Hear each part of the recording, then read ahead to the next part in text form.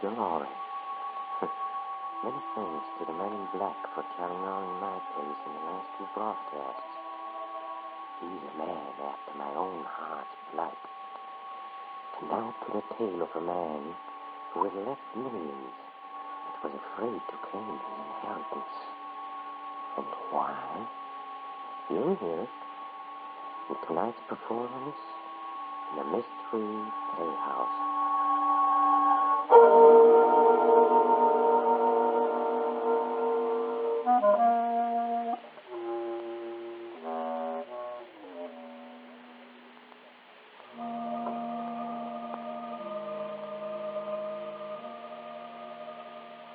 Tonight, the Mystery Playhouse raises its curtain on a weird situation. The case of a man who has left great wealth but lacked the courage to claim it for reasons that you'll soon hear. S. William Mitchell has written his classic story of a man's greed versus his cowardice. Listen now as the Mystery Playhouse presents Dilemma.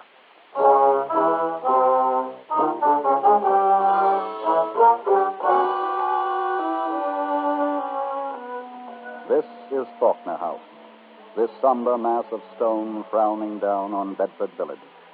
This is the year of grace 1891, the year that Bedford men remember. This is the story of Faulkner House, of young Gerald Faulkner, and the terrible choice he had to make. And it was told unto him that greed will consume a man and all his works and the innermost places of his soul.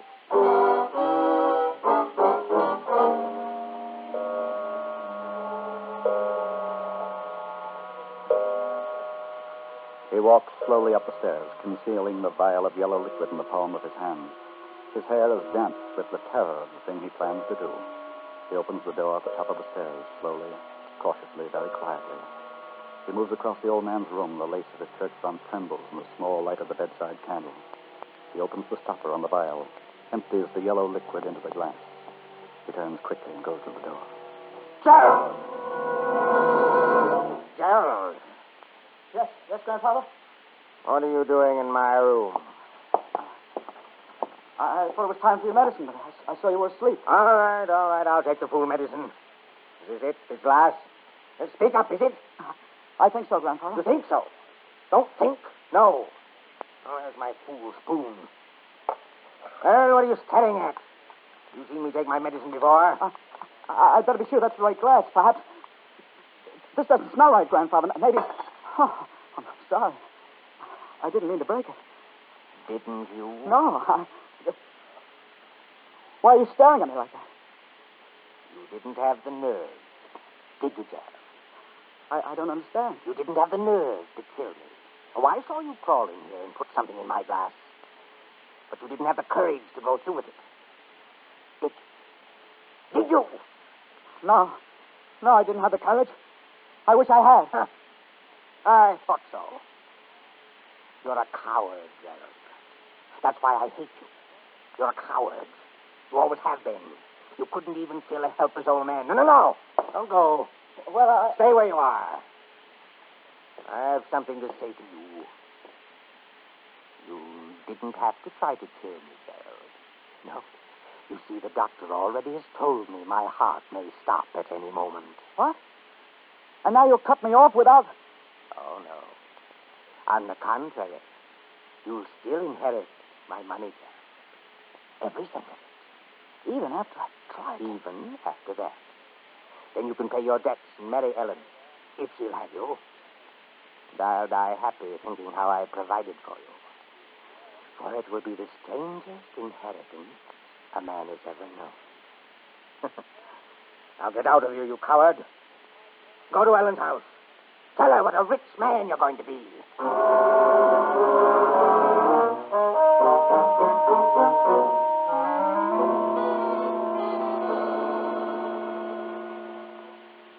And Grandfather says I'll have plenty of money soon, Ellen, so you needn't worry. Gerald, I wish we didn't have to talk about your grandfather's money all the time. Why don't you go to work, darling? Work? Oh, my dear child. It would take 20 years of work to pay off my gambling debts alone. Oh, I've waited all my life for that money. Now, look. Come here and kiss me sweetly.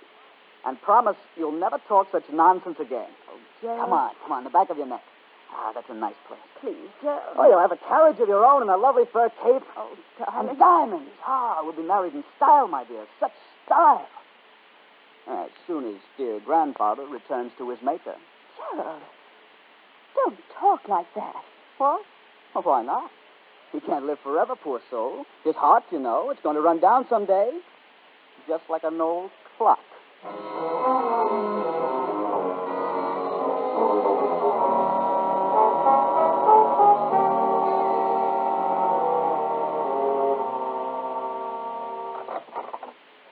Gerald, your grandfather is dead. I'm sorry, my boy. His heart just gave out. Did he... Oh, was he happy at the end? Did he say anything? Nothing unusual, except, well, he did mumble something about an inheritance. I'm not sure of the words, mind you, but it sounded like the strangest...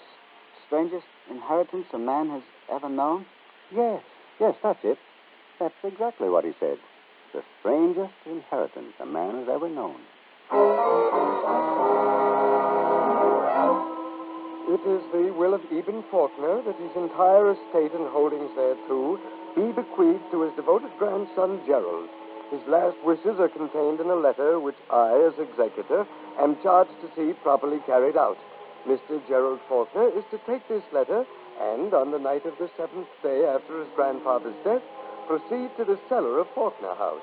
He is to stand before the steel vault therein and read the letter.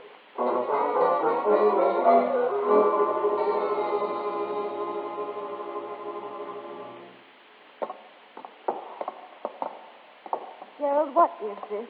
Why are we going down here? You'll see. Just be patient. Here, let me hold those candles. No, I'm all right. So, we arrive. Behold, my love, Grandfather Eben's ball. Gerald! Huh? Oh, I should have warned you. Well, that's only Grandfather Eben's picture. Lifelike, isn't it? Darling, let's get out of here. Oh, no. We have a little ceremony to perform. My sainted grandfather's last wish. Hey, Grandfather? Don't, Gerald, don't talk to a picture. For once, you can't answer back. Can you, old flint heart? Ellen, come here by the door of the vault. Shine the candle on this letter. You'll be the first to see the inheritance. All I have to do is read the letter. Very simple. I open it, thus,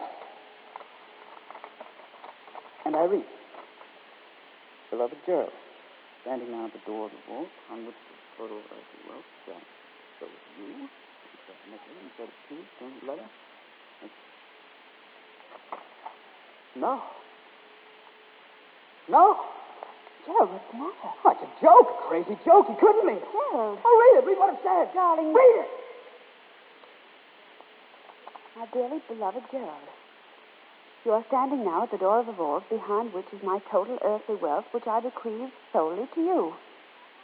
However, I have arranged a delicate mechanism which, when you insert the key contained in this letter, will ignite enough explosive to blow you and the house and the inheritance into eternity. But it may be that I am merely testing your courage. It may be that I have not arranged this mechanism to explode. To unlock the door or not to unlock it, it is your choice. Remember, if you are brave enough to insert the key, you will hear 5 bell-like strokes of the mechanism. After the 5th has sounded, you will either be a rich man or you will be blown to bits. Oh, Gerald, can't you see? He's only testing you. It's all a bluff. Do you think so? Of course. You mean he wanted to get his revenge by scaring me? Making me afraid to open the vault? Thinking I'd not know the money's there just out of reach? That must be it, Gerald. You old skinflint. I'll show you whether I'm a coward or not.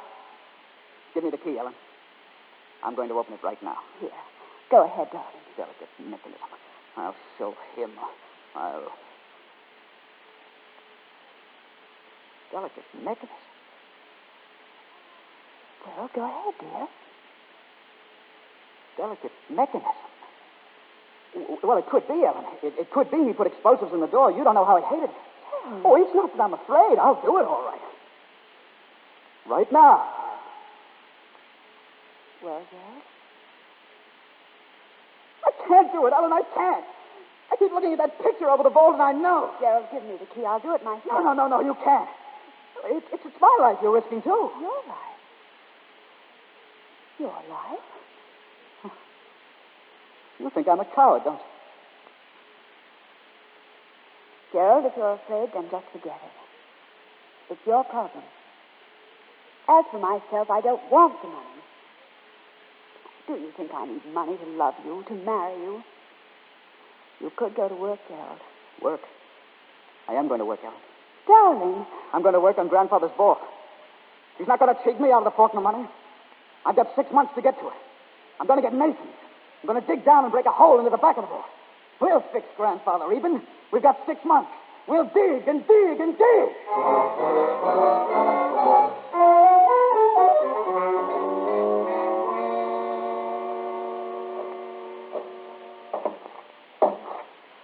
Well, Mr. Howard, how's the job coming? Oh, Mr. Faulkner, I'm glad you're here. I want a word with you. Oh? We're given our notice at noon. The men want no more of this job. We're quitting. Quit?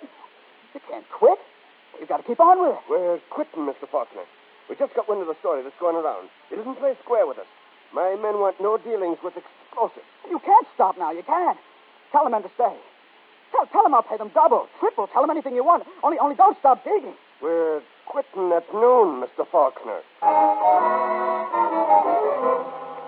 My instructions as executor direct me to visit you each month, Mr. Faulkner, with a reminder of the time remaining. The time remaining, that is, before I have the cellar of Faulkner House sealed up. This visit, sir, is to remind you that you have only 5 months left.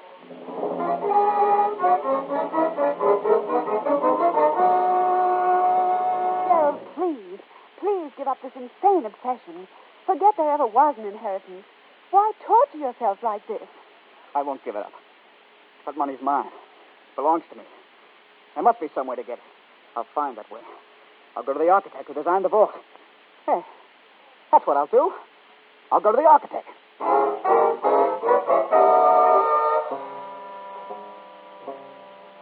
Yes, Mr. Faulkner, I designed the vault for your grandfather. Oh, then you can help me. Tell me, is there any secret subterranean channel leading to it? No, Miss Faulkner. There's only one way into that vault, through the door. 4 months left, Mr. Faulkner. 4 months. 4 months? There must be a way. I can't stand this. There must be a way. You don't want a locksmith, Mr. Faulkner. You want a fool. The entire village knows there's something mighty peculiar going on at Faulkner House. You won't find a locksmith in these parts to go within 10 miles of it. 3 months left, Mr. Faulkner. 3 months. Gerald, will you please give it up? No. There must be a way. There must.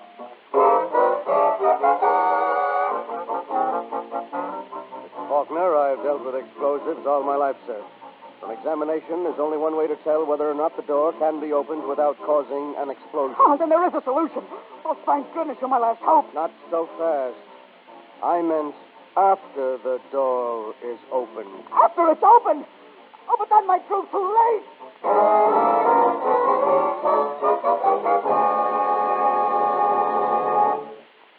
Doctor, it's terrible. I can't eat, I can't sleep, I can't do anything but think of that vault. I warn you, Gerald, if you keep on like this, I can't be responsible.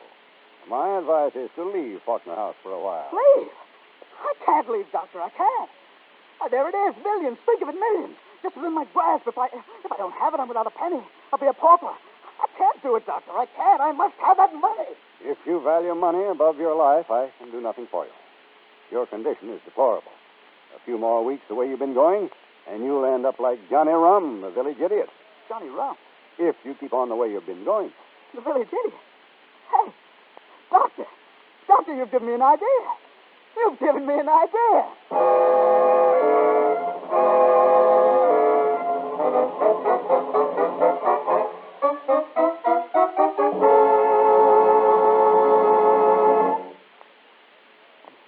Rum for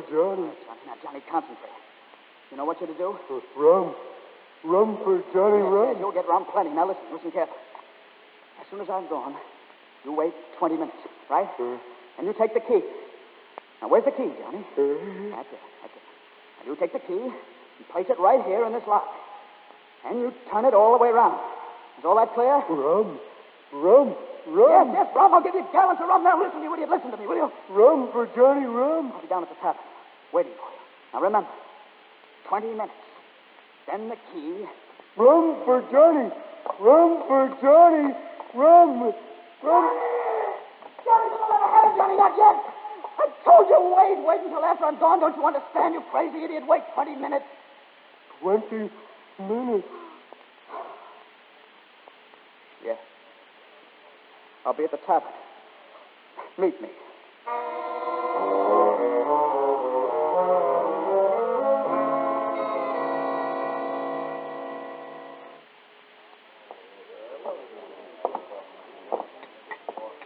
Barkeep, another brandy. Yes, sir.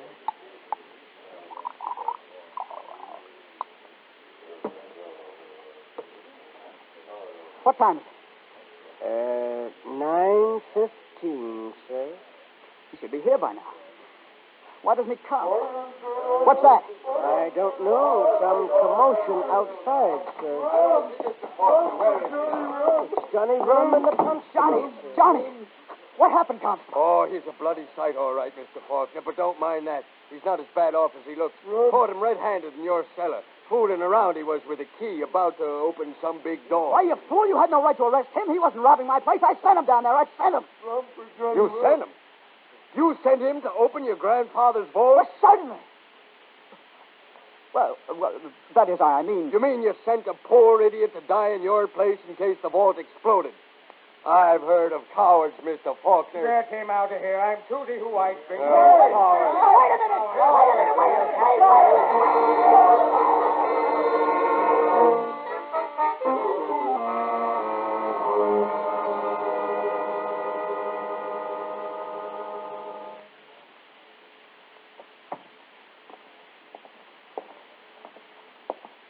Hello, Gerald. Ellen? The doctor says you'll be all right, Gerald. He says all you need is a little rest. If there was only some way to fix an attachment and turn the key from a distance. Gerald, this isn't any game anymore. This is your life you're playing with now. You must give this up. I can't, Ellen. I've gone so far. I can't give it up. But you must. Oh, Gerald, let's get married now. Let's get married and leave Faulkner House and forget there ever was an inheritance. I can't, Ellen. I just can't. Very well, Gerald. You don't have to. I'll go alone. Ellen, no. You'll have to make up your mind. Which is it to be, the money or me? You'll have to decide which you value more. Ellen, you can have a carriage. For cake. I don't want them. The money or me, Gerald. All right, Ellen. You win. It's you.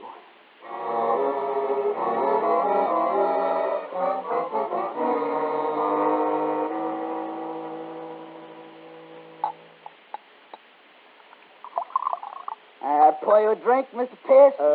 No, thank you, Mr. Faulkner. I only came over to tell you that tonight is the last night. At sunrise, we seal the vault. Of course, now that you've given up all intentions of opening it... Give up? Oh, don't be a fool. But Miss Ellen said that you... Oh, that? Well, it was merely my way of holding her. But I'll have Ellen and the money. There's still plenty of time. What do you mean? Oh, certainly. You think I'll be a pauper when all I have to do is give this little key one twist? What time is it? 2 a.m., Mr. Faulkner. Well, then, Mr. Pierce, I don't think there will be any explosion. But if you do, you better get out of here. For in just 1 hour, in just 1 hour, I'm going downstairs and I'm going to open that vault.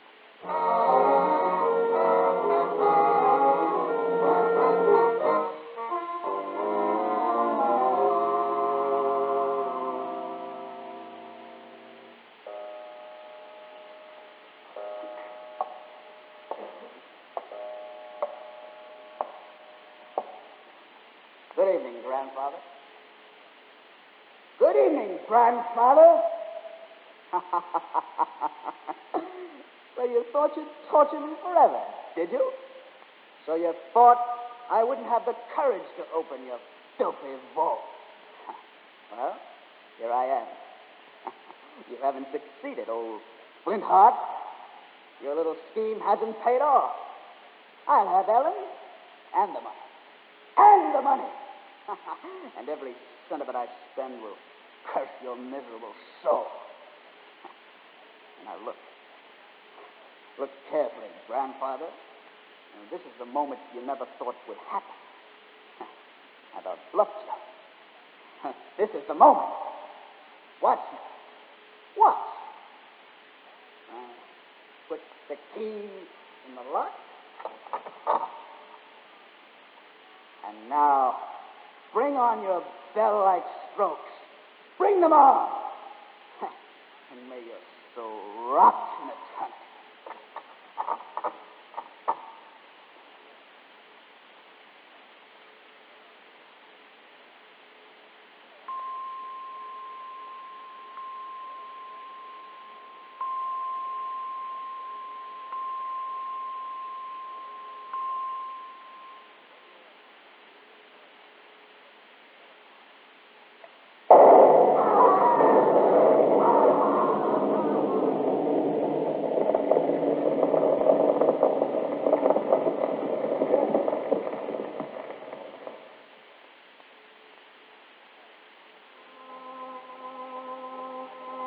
And it was told unto him that greed will consume a man and all his works and the innermost places of his soul.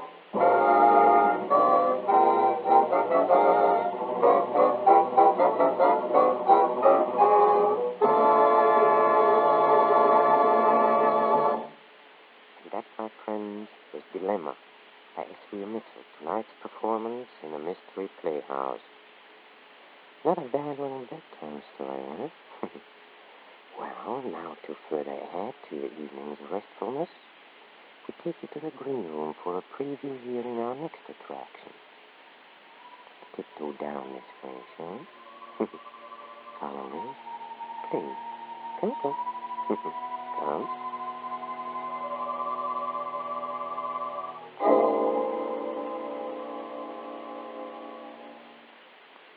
Mr. Fox, this is Mrs. North. Delighted. Sit down, both of you. What was the commotion downstairs, Weasel? One of the customers got peeved with Mr. Crane on account of he dropped $5,000 3 days running. $5,000. Yeah, so we decided the tables was fixed, and so we decided Mr. Crane ought to be fixed, and so we decided to fix him. With a gun. What? Yeah, only I removed it from him forcefully, and we tied him up and left him in a coat room. Indeed. So Crane owes his life to you, eh? Well. And I am indebted to you for preserving the manager of my club. Well, Weasel, it looks like you rate a bonus. Oh, I don't want no bonus, Mr. Fox. Huh? What? Why not? Well, that's what I went to see you about. You tell him, Mrs. North. Mr. Fox, Weasel would like to resign, if you don't mind. Looking for greener pastures, eh? Greener pastures? Oh, no, it's just that, suppose you decided to make a new start in life, Mr. Fox. Only after you did, you found out it wasn't. You'd want it too, wouldn't you? Yeah, want of what? Resign. Except you wouldn't, of course. Resign? No, decide to make a new start. Only he did, so he does. I hope you don't mind. I beg your pardon? It's okay, Mr. Fox. I never can understand it neither, except, of course, I ain't very bright. But is it okay for me to quit? Well, if you're not happy here... Oh, it ain't that I'm not happy. It's just that, like she told you, whatever she did tell you, it's like that. Oh. Well, I'll think it over. Okay. And I sure hope you decide to let me quit. On account of, that's what I'm going to do.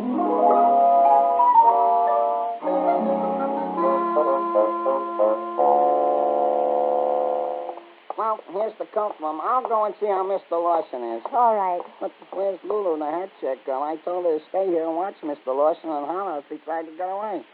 There she is, Weasel. Where? On the floor. No, that's Mr. Lawson. We left her. Hey, no, you're right. That isn't. It's Lulu. She's sleeping. Well, she's been knocked out. Yeah, I guess she has. Mr. Lawson must have come to and got loose and conked her. It looks like it. Come on. We got to warn Mr. Crane. All right, Weasel, but how about Lulu? Oh, I think she'll be okay. But Mr. Crane won't if Mr. Lawson gets to him first.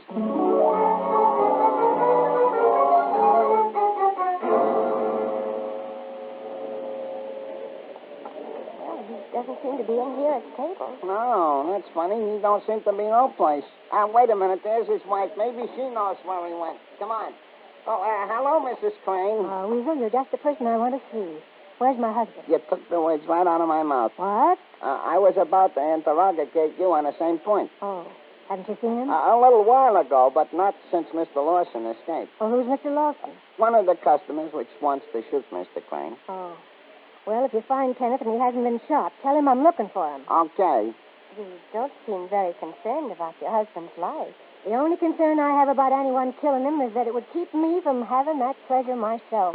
Maybe he went upstairs to see Mr. Fox. Well, let's go see, Weasel. If you find him, tell him I'm waiting.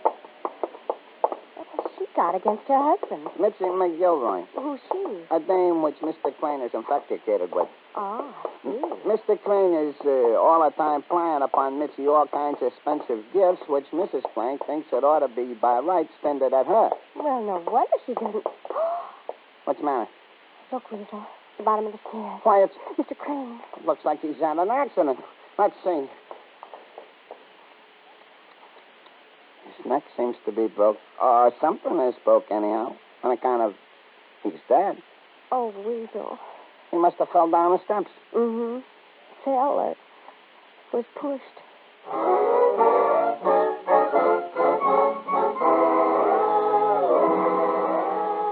Well, that was the better half of the Mr. and Mrs. North combination, right in the middle of another murder. If you've followed the adventures of Mr. and Mrs. North at all, you know that's nothing unusual for them, no. It looks like Jerry North misses out on this one since he's away on a business trip, but he'll be there in spirit nevertheless. So you'll be with us in fact next time when a Mystery Playhouse curtain rises.